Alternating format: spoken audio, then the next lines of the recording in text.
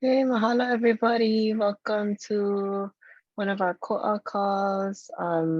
These spaces kind of came into being as a way to gather and share and learn about all kinds of topics. Today, we'll have a group who went to the Salish Summit of the Indigenous Aquaculture Collaborative just about a month ago. And mahalo everyone for coming to share and also just listen, talk story. Feel free to drop into your chat your name, where you're zooming from. I see a couple of new faces. Aloha. I'm Brenda. I'm with KUA. I'm gonna do a short background on like this event that we're sharing about, and then mostly just wanted to give space for the participants to share too. So I'll just share a little background. Let me put this in presentation mode.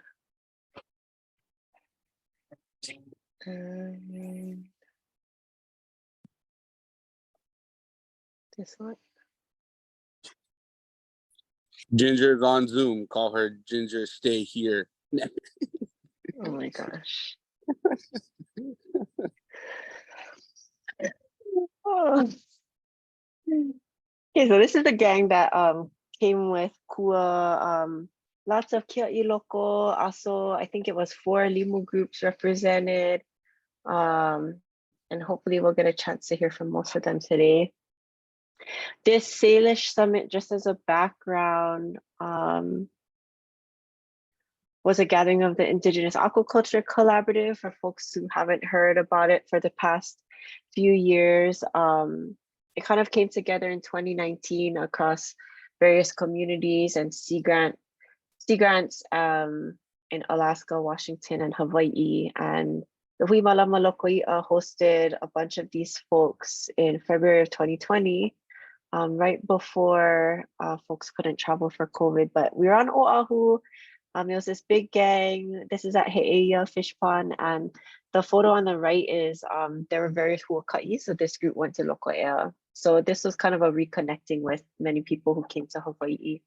And this is kind of what the gathering looked like. So it was June 4th to 7th, through the 7th.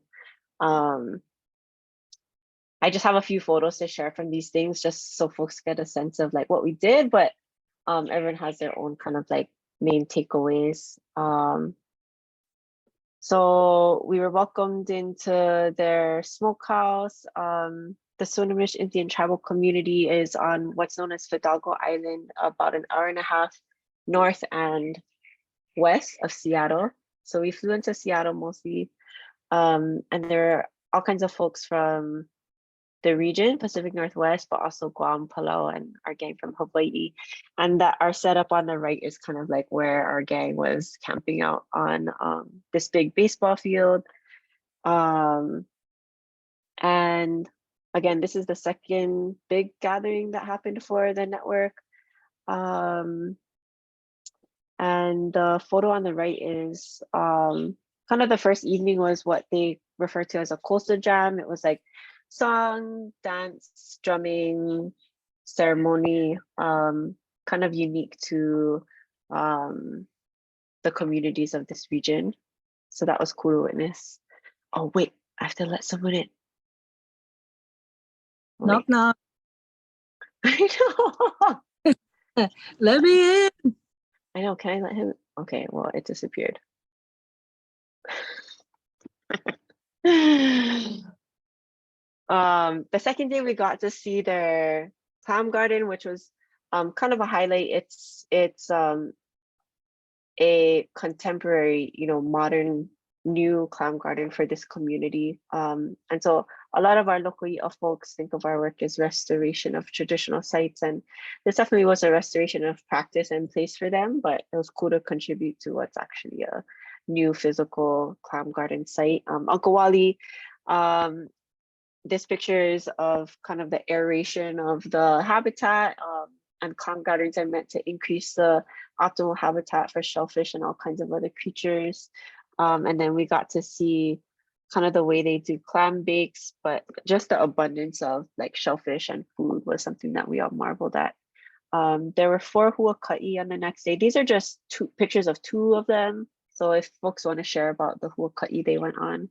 Auntie Nalani, her photo is of a oyster restoration project. And then the photo on the right, Kimiona, went to the Jamestown Scala hatchery and all kinds of other facilities.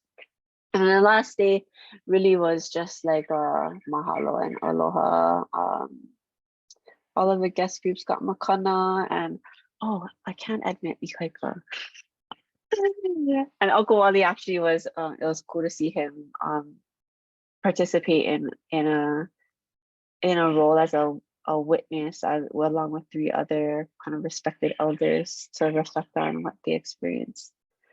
So that was, I just wanted to do a short thing about what we actually did. And like if people have questions about the actual stuff, you can definitely ask them.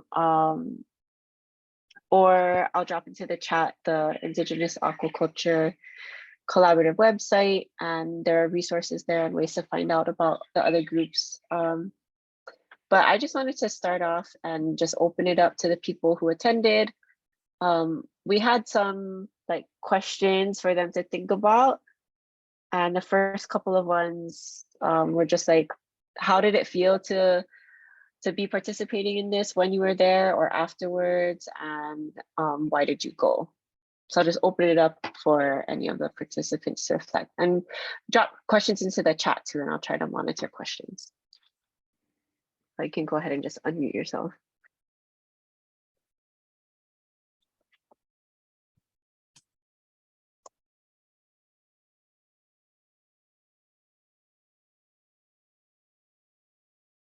Who's gonna kick it off? I can go.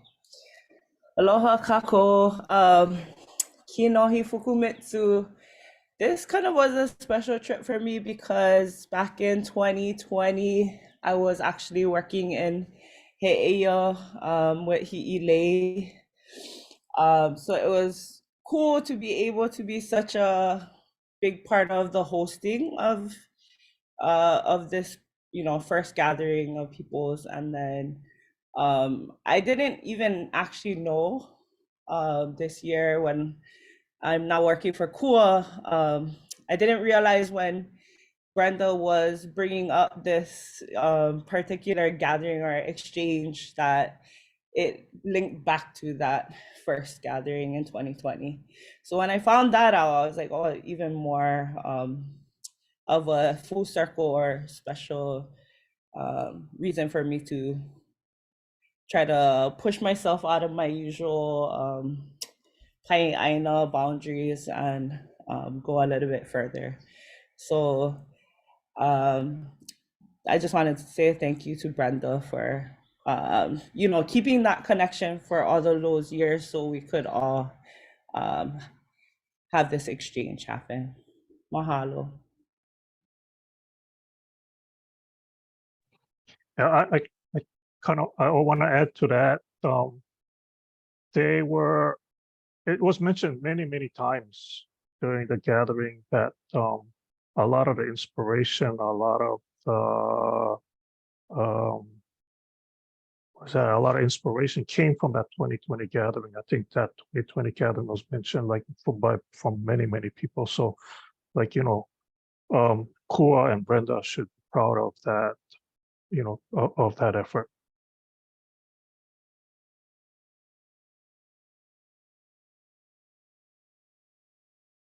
Yeah, and I'll add to that as well. Like what Kinohi mentioned, being part of the host community for that gathering back in 2020.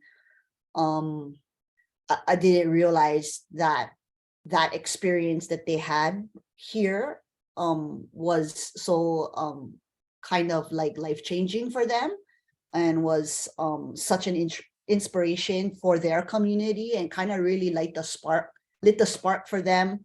Like as soon as they went home, they started making this happen. And when they were here, they mentioned it, like, this is what we want to do. We want to restore these clam gardens. And then to actually go 3 years later and witness that was a big deal, and to witness something like, we're real accustomed to it in the work we do, the restoration of traditional lokoi'a, but to go above and beyond and get the permits from Army Corps of Engineers to then create a brand new clam garden for them. It's kind of cool. Might open up some possibilities for us here in Hawaii, because I have heard other communities talk about building new lokoi'a, but I think for me personally, like going, I felt a little sense of obligation, to give back to that community that made a real effort to come out back in 2020, but also selfishly was stoked on the group that I got to hang out with for 4 days. Like, talk about a group of my favorite people. I really do miss all of you, by the way. We should have a reunion of sorts, I think. But yeah, I mean, I love these kinds of things for the simplicity of, sometimes for us in the work we do, it's the only opportunity like I get to get away is if it's a work-related trip. So let's do more of these. Thanks, guys.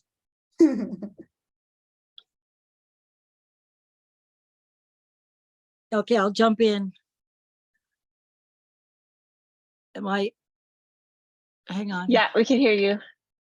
So one of the feelings was of cold air. That was one of the first feelings. And, I know Limuhui and KUA, we're all big on camping. So that was, I think we were comfortably cold, at least I was, but it was,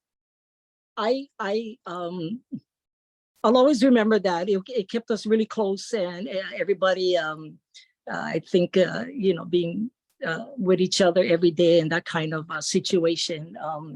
I really am grateful for KUA and Brenda.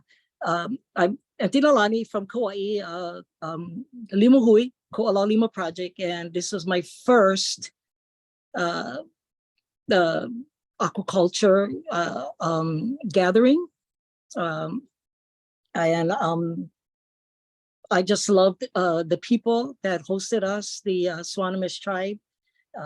It was a feeling of being with your own kind of people, in a sense, and especially the work that was done was just very gratifying for me, and the camaraderie and just the whole program. The 3-4 days that we were there, everything was smooth. I've been to many gatherings in Hawaii, and we always start our morning super early with e'alae. So it was nice to not have to do that. And, the scheduling was pretty easy. It was a nice flow. So I really enjoyed myself. Thank you.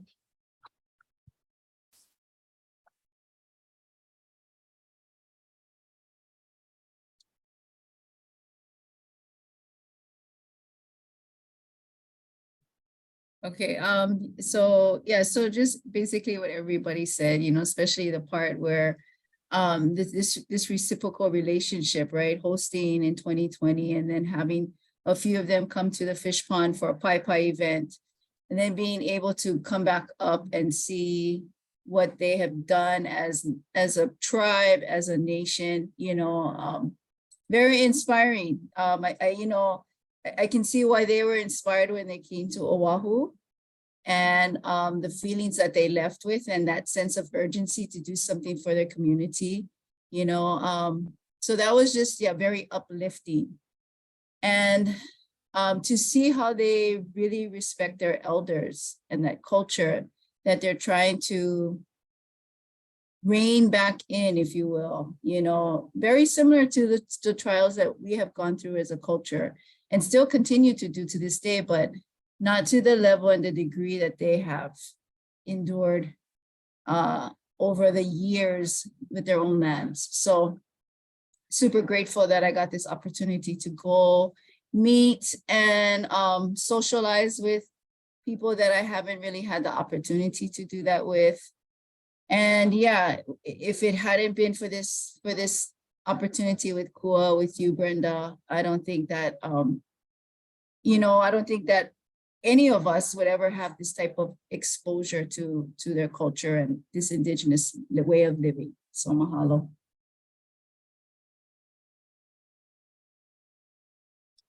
Mahalo nui. Any more initial share backs? Otherwise you can go on to the next questions.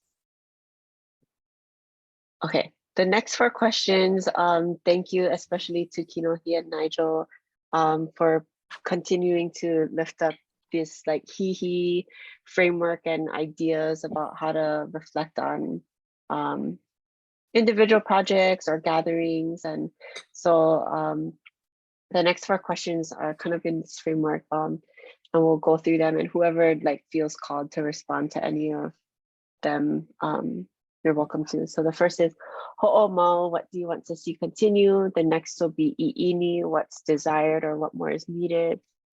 The third one is ho'a, what got sparked and what new ideas do you have?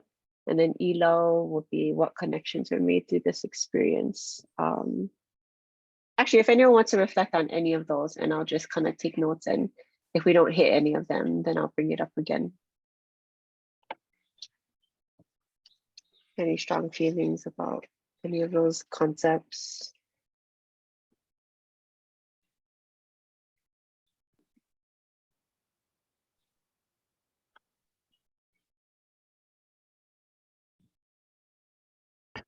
Well, since nobody talking, I'll say something. I don't know which category this falls under, but one of the for me, one of the highlights was that first night when you had what did they call it? A coastal Jam. coastal jam. Yeah, I went into the smokehouse. I sat and I watched. It was there's something about the drum, the beating of the drum, and it's kind of monotonous. There's no, but it's like something about it. It's kind of how should I say? It reaches the heart and the soul, the drum beat and the chanting. But for me, the brightest thing that happened was seeing all the young kids get up and dance, and they kept getting up, and it was the younger generation, yeah. And for it in general, they would go around the circle, yeah, dancing around the circle. And so at a certain point, I could see them coming, in my direction, so I could see the face. And it was the expression on the face. It was it's just you could tell you could tell. My feeling was it wasn't just going through the motion. It was they had that feeling of the chants and the drum beat in them, and the expression came out in the face. Just like watching people, hula dancers, yeah. It's not just going through the motion, it's you can feel and see the emotion. And to see this in the younger generation, that was so inspiring for me.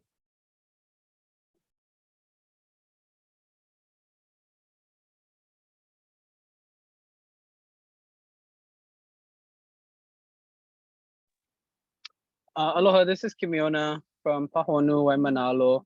I want to kako Uncle Wally's idea. I think, when I think about the ideas of ho'omau, i'ini, ho'a, and ilau, I'm super excited about where we may head with regards to creating pathways and following different pathways that will take us to new spaces that can be put into our food service systems, and bringing our culture back into that way, wherever it may be across the world. I think that's one of the biggest things that I want to see continue from this, is that we challenge that grain and continue to evolve and develop as a network. Some of the things that I felt was needed, I think, for our representation is trusting and depending on our culture. I think we as a hui in the future can plan a little bit better with our protocols, maybe our oli and those kinds of things, and really represent that wherever we go. I know for our huaka'i, we did try to oli into places and oli mahalo as much as possible. But that'd be a good practice, I think, for all of us to kind of continue to develop on, because we're guests there, but it doesn't mean we shy away from the things that we know are pono. What got sparked for me was actually a very humbling thing, because in our huaka'i, we learned from some people that were doing work, and there was a map that were provided to our group where 16 acres in that bay was being used for commercial activity, and only a quarter acre was used for cultural restoration. And so I was struggling with that discussion in our huaka'i, and that spark kind of got me thinking about how people stand in place of native practice and how we need to challenge them. And being a guest in their space, it was a very difficult thing to not want to question it further, but just mahalo them for sharing and being open to the conversations. As far as Ilau goes, the connections, I was able to swap numbers with some folks who want to come to Hawaii and visit. And, hopefully we can create those opportunities and relationships there. And I just wish we had made some additional, like, either social media connections or made that available in our registrations, or something that people could look at a directory and connect to groups. Because I really feel that Kuleana is someone that participated as a host as well with some of these folks that learned with us at Pai Pai in 2020, and then that gathering, and then going to Palau, and then now coming to this particular. I feel like this is a very important step forward in connecting our people all the way around the world, and I'm just super privileged that we have that access to it and that we have put value into those things. So I just mahalo everybody for creating those spaces and manifesting those things for us to do. So mahalo.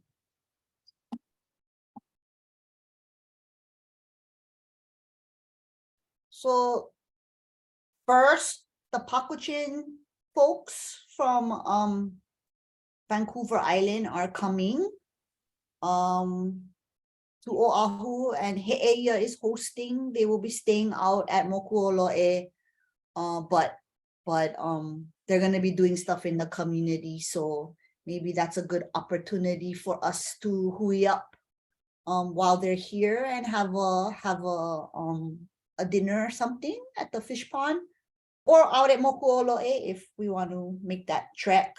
But also after that, there have been multiple visits.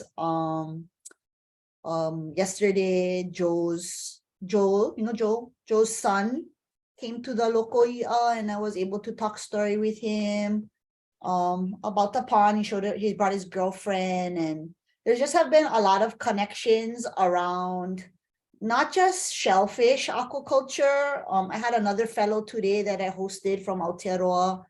He works for the Nature Conservancy and has been doing some mussel restoration work. I forget the part of Aotearoa, but there's just a lot of connections that are that I think we have subsequently been making just in the last month since we've come home, and some of them around shellfish, but not all.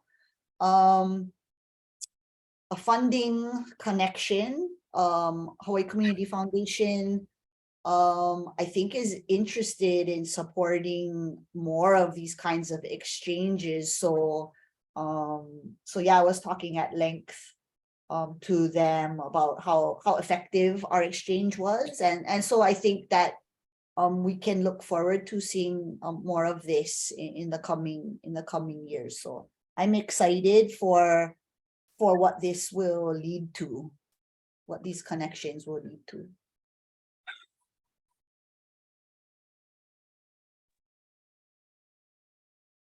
Kind of along that same vein, I go to exchanges, like I'm very fortunate to go to knowledge exchanges with other organizations too. And what I'm left with after our gathering is a knowledge exchange doesn't always result in the type of connections that everyone's talking about here or how effective they are. And I find it sometimes challenging if you're not there to verbalize what sets this apart. But I'm left in and of like myself. I'm always so proud of how Hui Malama Loko Ia does their gatherings and how Indigenous Aquaculture Collaborative does their gatherings.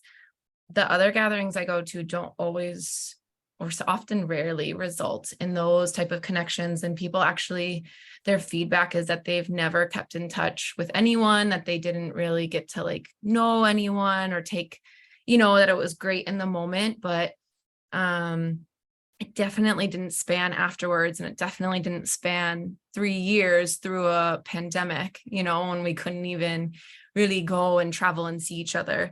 So there's so much more happening here than just a knowledge exchange, and I think it's really powerful. I've also been really fortunate to be at the Heia gathering, at Palau, at this one. And there's a continuity that I think is really special and unique to it.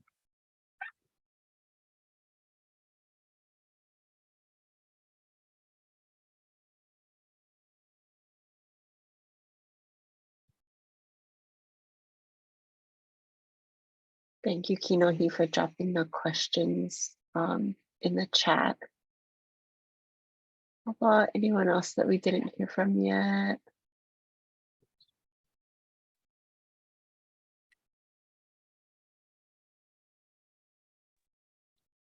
Hello. How's it, everyone?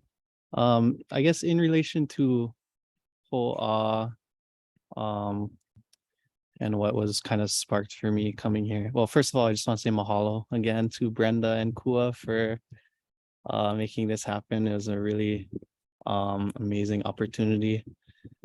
But yeah, so I guess like especially visiting where we went on the Huakai Day to like the Northwest Indian College and talking to a lot of the students. I was just thinking about a lot of the Haumana that we work with. And if there's like, just trying to think if there's ways to connect Haumana between our spaces a little bit.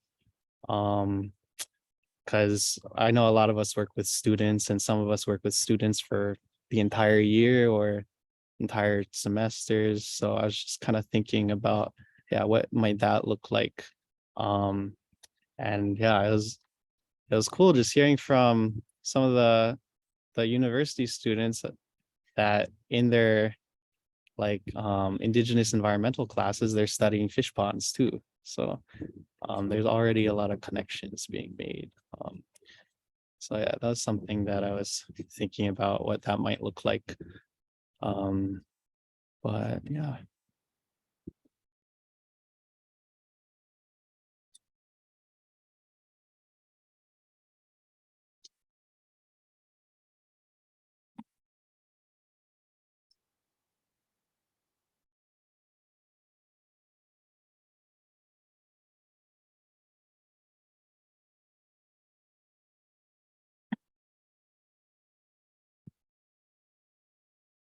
Trying to see who else haven't we heard from yet.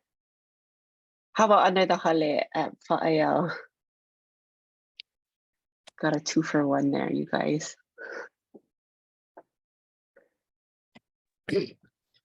Aloha. Mahalo again to KUA and Brenda and everybody who put the efforts forward. The back end work to get us all there was Meikai.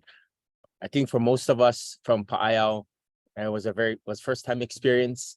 It was a good experience. It was a nice time spending with like-minded individuals with the same goal. And if I was to just echo what everybody says, there's lots that we can take away. A lot of opportunities that has been created, a lot of new relationships that has been forged. I know for us at Pa'ayao, when we came back, it really left a lasting impression, and it really motivated us to do a little bit more. And we're hoping that we can get a little bit more involved in small ways and in ways that are possible around our everyday lives. But as far as those 4 questions, I think, I don't know if I can answer them, but if I'm going to leave one lasting word, hanging out with like-minded individuals from Hawaii, in the restoration process in our own spaces. And the word lokahi really comes forward in my mind. It was very nice to stand with dignitaries from our culture and be well represented and be able to showcase, really perform and showcase our knowledge, not just in local ia, but our knowledge in Olelo, in Oli, in gratitude and all these type of other things. And so, yeah, we appreciate you folks well, and we look forward to Alaska next year. Yeah.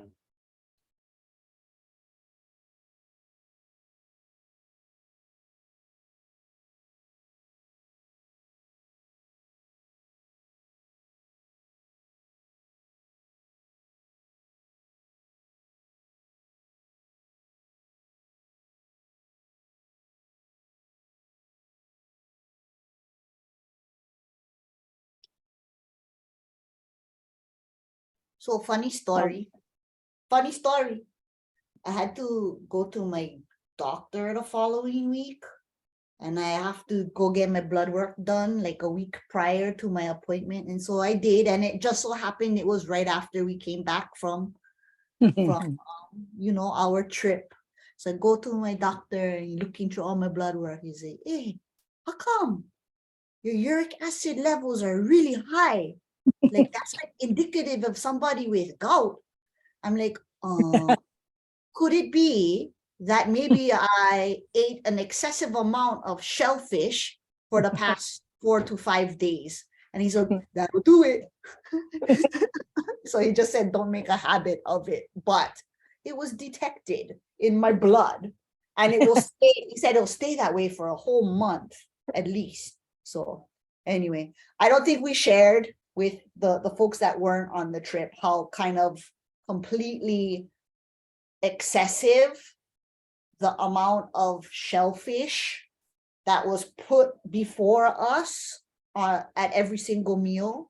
I was so happy. Our first meal was Dungeness crab, all you can eat. And then all the other meals was oysters, mussels, clams, oysters, cooked oysters, raw oysters. And of course, our trip to Taylor Shellfish was a highlight for those of us that got to go there. Yeah, trying not to like make you guys jealous or anything like that. But I am already planning a return just for Taylor Shellfish. And I see Maria on this call. So hi Maria. And because we do have a connection via Maria Haas and her work with bivalve aquaculture, was able to make that connection with Taylor Shellfish, and so happy that I did.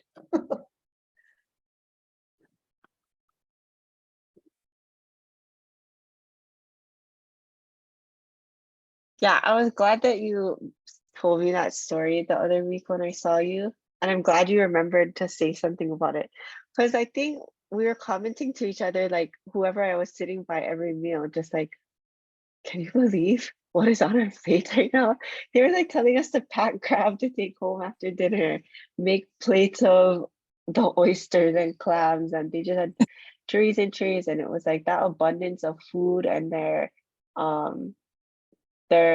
like easy relationship with that traditional food was really like amazing to see, I think. When I was walking to the shower one of the days, there were just trays of the leftovers of the small clams on the tables, and everyone who was helping with the event, and people that we didn't really formally meet, but they were just sitting, talking with people on the phone, pounding all of the clams, and it wasn't like a big deal. They were just enjoying themselves. So that was really cool to experience and witness and like share in the food. I think we're all kind of like food enthusiasts, right? Like enthusiastic about the food that we get to share when we're together and learn about food in other places. Yeah. Actually, that reminds me, Ginger wasn't feeling good after the third day, And so actually I never got to hear about your huaka'i, like what you did on that third day, Ginger. I know, are you house sitting? You don't have a cat, right? Is there anything, because I know you were excited, especially for the like Yeah. 13 moon garden thing, or I don't know, is there anything you wanted to share?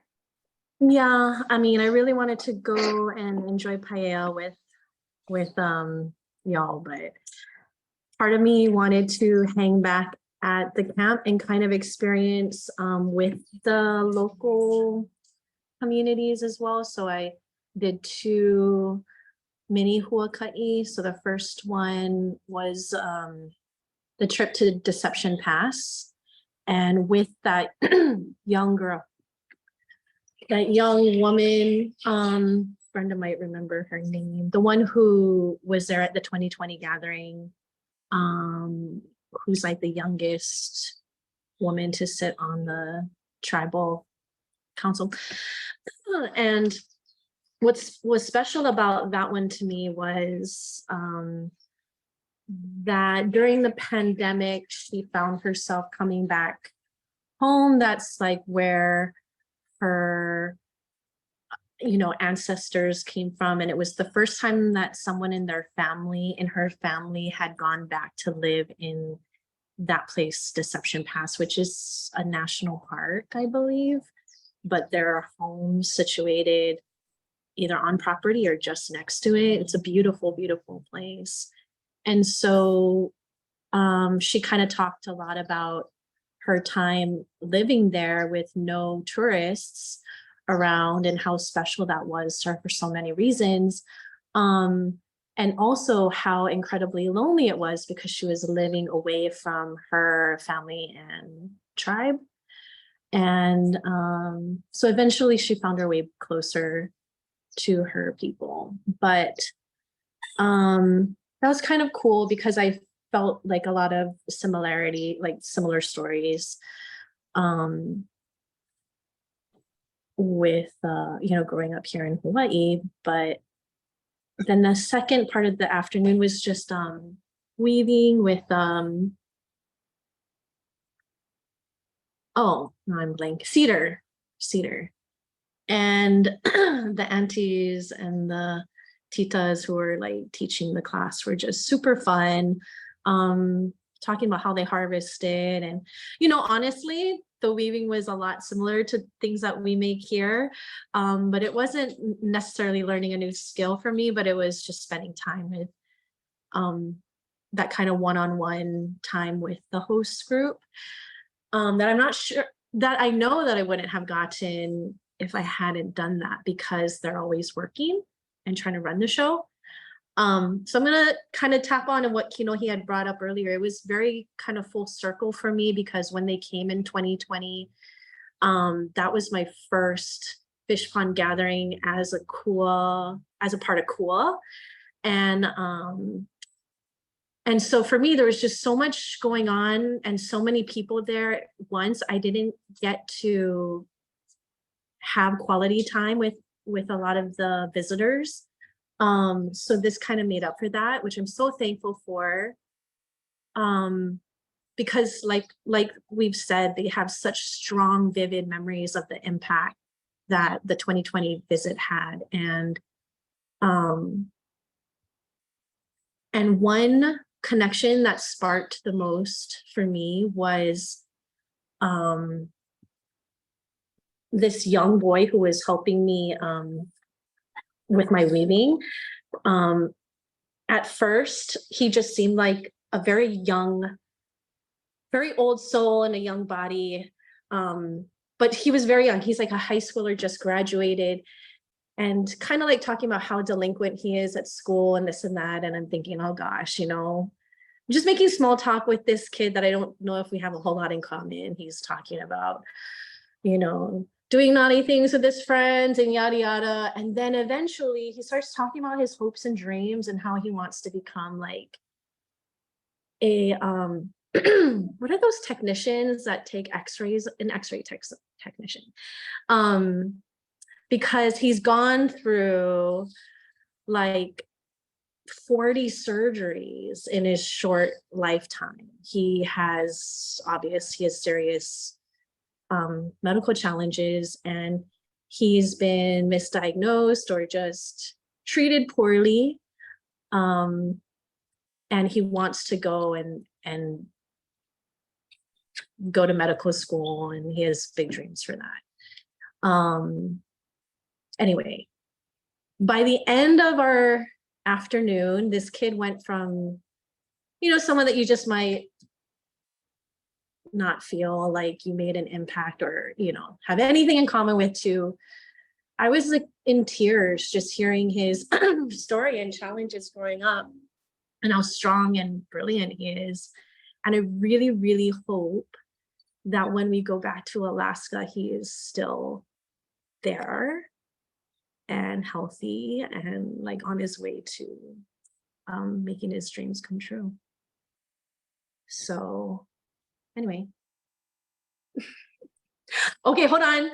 Kile brought up the shellfish, but she did not mention one protocol that we didn't know about, which is when we're eating dinner or when we're, sitting at a table waiting for the dinner bell to ring, and someone comes by and drops like a half sheet aluminum tray of mussels in front of you, that you don't immediately start grinding it until you look around and nobody else is touching their shellfish, and someone has to come over and tell you that you're not supposed to be eating right now. You're supposed to wait.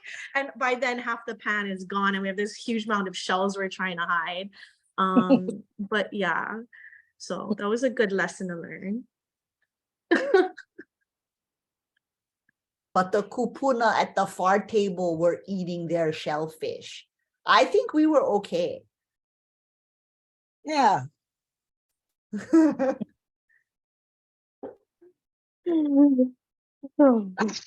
So the week that we come back from this trip, I'm up at Hakipu'u Learning Center, starting my classes. And this guy had this really nice tattoo on his arm. It was very, like, you could tell it was tribal, like, Native American. So I had asked him, oh, and that's a nice tattoo. Where'd you get that from? He said, oh, in Sitka. And I said, oh, okay, Sitka. That's funny because I just met someone coming back from Seattle, and he's from Sitka. And he goes, oh, what's his name? And I said, Bob. And he goes, oh yeah, Bob. We know, yeah, everybody knows Bob. So it was just like, I can't believe that, I came all the way back to Hawaii and met someone who knows Bob and is from Sitka. And, that was just the strangest thing. But to me, that was just another sign that, this trip was meant for us to go, and those that were there for the reasons and for those right purposes. So it was meant to be regardless. But I thought that was so funny. So just kind of going back to Kinohi's, the ho'omau, like, I think as a network, continue to look for those grants that provide these opportunities for fish pond practitioners or practitioners in general, based on your wide network. Because like Ile said, you're going to start seeing stuff like that coming up. Like, so there's going to be these opportunities. So take those opportunities, because then there's this exchange, there's this learning, that's going on between indigenous cultures, and you never know what's going to come of that, definitely. I think that's, and that iini, that desire is just to continue to learn and become more efficient as practitioners, because we don't know everything, right? We even in the years that we have put into our work, we still are learning, and we still will continue to learn. So, I think for me, for you folks, for your group, I think if you continue to look at those opportunities and provide networks and practitioners those abilities and afford those abilities for them, then I think, the network as a whole will be more successful, and then us as practitioners as well. So, yeah. Well, getting back to Uncle Bob, don't give me the mic. But I will never forget him, his stories, were just I mean, that his stars just hit me really hard. I'll never forget his stars. They were it was just, yeah, he was just he talked a lot, but it was very meaningful, and he definitely had a message. And I recorded him, so I go back and I listen. It's he's really amazing. Yeah.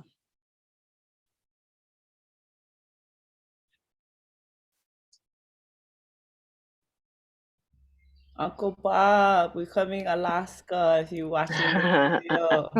Um, no, but for real, Uncle Bob, I'm glad you brought up Uncle Bob because that's exactly what I was hoping to share about. You know, when I think of the Pacific before this trip, I'm super small-minded. I think of Pacific Islands and us being, you know, connected. When he brought up that we are the nation of the Pacific, it blew my mind. And I feel like the more that us Pacific and ocean people can resonate that message, the more peely we will be. And I truly think that, you know, all of us have that in common, and to be reminded of that, you know, like I said, we can change the world with just that simple message. Yeah, that story about the salmon dog people and the raven and lifting up the blanket to see how we're all Yeah, connected. Holy smoke. that was profound. Yeah, I right love there. Olalon. He just like tapped into that, and I can still see it to today. Just Yeah, lifting that blanket. Um, connected. so yeah. Yep. Mahalo. Oh, thanks you guys for bringing him into this space. Shucks, that went by fast. I just wanted to see if Kiai or Kanani, I know your video is off, but if you wanted to chime in with any main like reflections, and if anyone has a question too, you can drop it in the chat. It's okay if you guys cannot too. Hi, can you guys hear me? Yeah. Okay, sorry, I'm still at work, so I'm kind of just listening in. But I think everyone touched on all of my main sentiments, but I just wanted to reiterate a mahalo to you and KUA and everyone. It was like really amazing experience getting to be up there and then also getting to be around everyone. Because I feel like we, you know, don't get to gather like that often, even the folks from Hawaii. So really appreciated that, and I hope that we can all do that again soon. Yeah, mahalo. All right, the moment you all been waiting for. Oh boy. Brace yourself. Nah. How's everybody? I guess so. That was like my first time going to, you know, like a summit or even just going with people from different local to that kind of stuff. So it's pretty interesting, you know, learning the history of how their Kanaka struggled up there and how much of an impact, you know, our Lahui has been onto them. And there's a lot of similarities in the things we do and what we went through. And it's just nice to see, you know, the younger generation, which is of the tribes, really trying to reconnect with their kupuna and, you know, keep their culture strong and alive. And I thought that was pretty sick. So it was really nice. It was really nice. And then just being with other local and people from the Limuhui and people from Hawaii, basically, that are like-minded, and it was fun. We got to cruise, we got to meet people, bond a little bit more. Nothing like a trip that can make everybody bond, you know, the kind. Ginger giving us a really nice game we all played together, which we all thought was dumb in the beginning, but now it's the ongoing joke. And Hi'i being my good luck charm when we went to support the tribe in their casino. So just wanted to say that. Yeah. And yep, they talked a lot about He'eia, which is awesome. But you know, there's a new local coming into town, so watch out. But yeah, thank you guys. It was a great trip. Yeah, mahalo everybody. Hey, Brenda, Another question? Yeah, go. this is Cole. Hello, everybody. I haven't met most of you. Cole Lindsay here in Lahaina. I've been on a few of these before, and I always find it very inspirational, as everybody has talked about the synergy that's created, the exchange of people and knowledge and space and time really invigorates your spirit to come home and do better. But I think more importantly, it invigorates their spirit, because what I found on these exchanges is that by going far away to different places and learning, we come home, we see different, we feel different. We're still the same, but you're seeing wider point of view, a wider expanse of what we can do next. And then to find out that you've inspired other people too, oh my God, that's awesome. I was sitting at the Impact 5 in Vancouver, listening to their presentations on their clam beds, going, my God, it's the same thing we're doing at home, just different place, different things.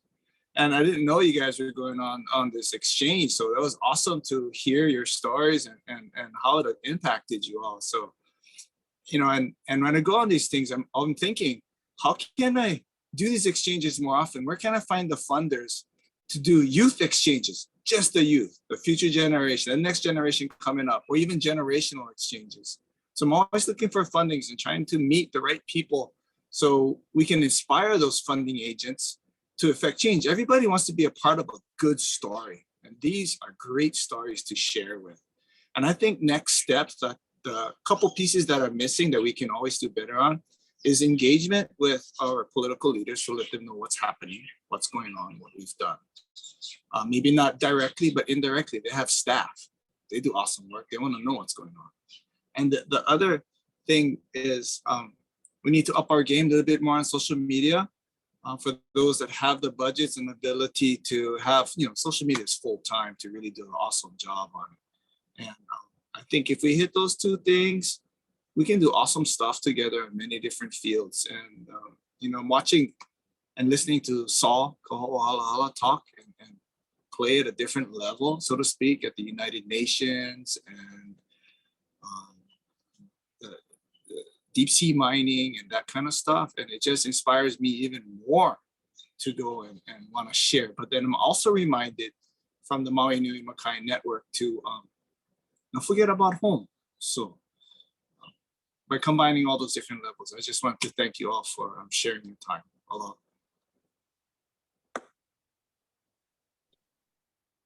Yeah, mahalo e kolu.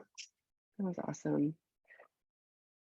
Yeah, and thanks everyone for coming to join and listen. This was really awesome, even to hear from everyone. You know, me, you know, like I didn't even get to sit one-on-one with everyone and, you know, hear how it was for you all. And then the rest of our KUA staff, a lot of them are here. You know, it's really awesome to hear the short term, you know, like the impact that it's had on your life and your work and how you see it continuing and having an impact here and also across our oceans. So mahalo nui. There's still a couple of minutes left if anyone has a question, but also just wanted to leave time to just, you know, say aloha and not rush off to the next thing. You know, it's the afternoon for everyone. Well, you Yeah, don't, mahalo nui. or you will be dancing. We have a dancer in our group. Okay, I'll tell this. Yeah, Amanda, tell the I story was then. just gonna Since she say, brought keep it up. track of your belongings at all times when you go to cultures that are dance focused. Amanda And had to dance to get her phone back. with your own phone, took a video of you. Yes, they took a video of me with my own phone, having to dance to get my phone back when it did wasn't good. lost. When it wasn't lost. Hi'ile, since you put in the dates, is there an exact day that they're going to be at the Lokoi'a? Do you know yet? for people on Oahu if they want to think come I say think hey? many they actually are planning to be at the Lokoi I think all of the days. But we would like to share them with all of you. So maybe that's something we can tag team on, like if they can go and visit at least a couple of other Lokoi. Yeah, share love. But as the date approaches and the agenda gets a little bit more then we'll be reaching out if anybody. I know I mentioned to Kimiona when we were there, but yeah.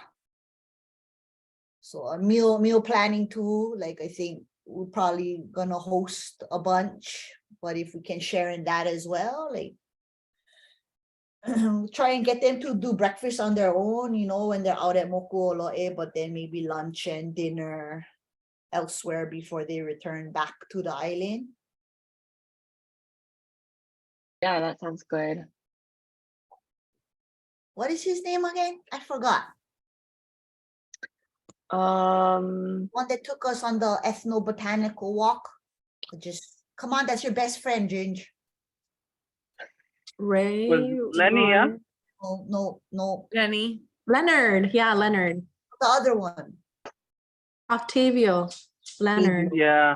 Octavio. Yeah, Octavio. Octavio and Lenny, yeah. cool. But they're coming with a whole group, huh? I think many of those same people. I don't know if they're coming with more. Mm. Yeah, that's pretty awesome. Someone also like a coastal archaeologist from the Heltsuk, I probably am pronouncing that wrong. Went to Hilo with his wife. She was there for like a language exchange, but I connected him with Luca, so they got to spend the day checking out Haleolono, and now he's just sending photos on Instagram all the time about their fish traps, and it's just really like cool to, you know, connect with these folks that find a lot of interest in our limu and lokoi'a and places, our oceans. So super cool. Thank you everybody for spending the afternoon just, you know, soaking it in a little bit more together. Uncle Wally I'm up. sure. Oh, No, what was that? I said, is Uncle Wally up? I have a quick question for Hi'ile. So are there any Limu people in that group that's coming that would be interested in like doing a shoreline walk? Oh, Yeah, yes, I think so. Yeah, Okay, let's set that because up. yeah, because that week I'm pretty open. For so far, that week is pretty open. But sounds fun. yeah, let me know. We can Okay. arrange something. Okay, Vava Malu or Eva or Oh yeah, either side. Or- Alva will be like better, safer. Yeah. Oniula is like can be kind of tricky sometimes. Yeah. Fun. And it continues already. Yeah, thank you, Melissa, for everything, you know, making it all possible. I hope you got to, or you're getting to where you're going safe, Melissa. Okay. Thank you, everyone. Mahalo nui. Mahalo, I got home. I'm safe. Yay. Good to see you. Thank you, Brenda. Thank you, everyone. Ahui ho.